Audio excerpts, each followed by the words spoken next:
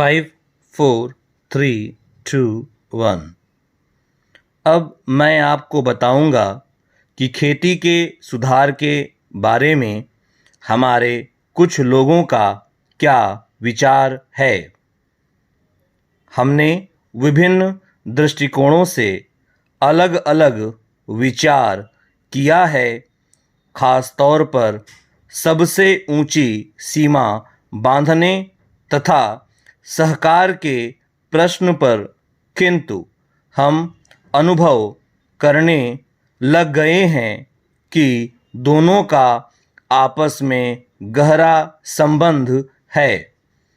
अगर हमारे देश में बड़े बड़े फार्म होते तो यह कल्पना की जा सकती है, भले ही आप इससे सहमत न हों, कि उनका कार्य संचालन दक्षता से होता और उत्पादन भी बहुत बढ़ सकता और साथ ही साथ आधुनिक तौर तरीकों का विस्तार हो सकता।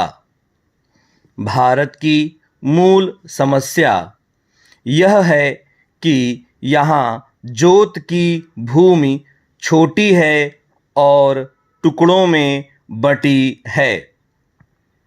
साधारण तौर पर मैं कहूँ तो यह 1, 2 या 3 एकड़ है। इतनी छोटी जोत की भूमियों से हमारे किसान केवल अपना काम भर चला सकते हैं, लेकिन आधुनिक तौर तरीकों को अपनाने में बहुत कम प्रगति करेंगे। अब सबसे ऊंची सीमा बांध देने से ऐसा भी हो सकता है कि कुछ एक जो बड़े फार्म हैं उनमें काट छांट हो, जो कि प्रयोजन भी है।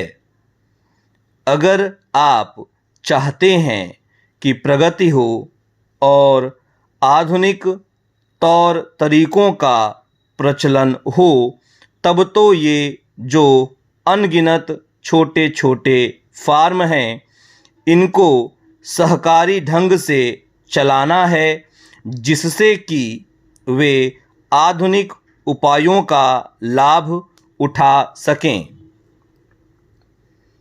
सहकारी ढंग से कार्य करने से मेरा मतलब है विविध प्रकार से सहयोग देना।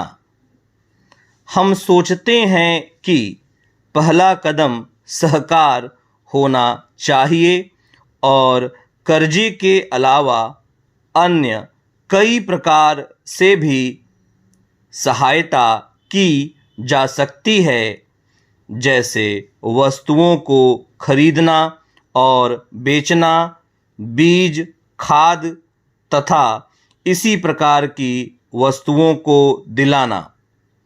दूसरा कदम है धीरे धीरे बीच वाले आदमी को हटा देना। फिर दूसरी स्थिति आती है जिसको मिलजुल कर खेती करना कहते हैं, यद्यपि उसमें भूमि पर अधिकार बना रहता है। इस प्रकार का हमारा दृष्टिकोण है, जिससे अधिक सीमा की समस्या को सहकारों से अधिक जोड़ा जा सके, नहीं तो उत्पादन गिर जाने का खतरा है। यह एक जटिल समस्या है जिस पर मनन हो रहा है। सहकार से मेरा मतलब एक गांव के सहकार से है और ज़्यादा से ज़्यादा 2-3 गांवों का सहकार भी हो सकता है यदि वे निकट से संबंधित है। इससे बड़े सहकार की बात मैं नहीं कहता।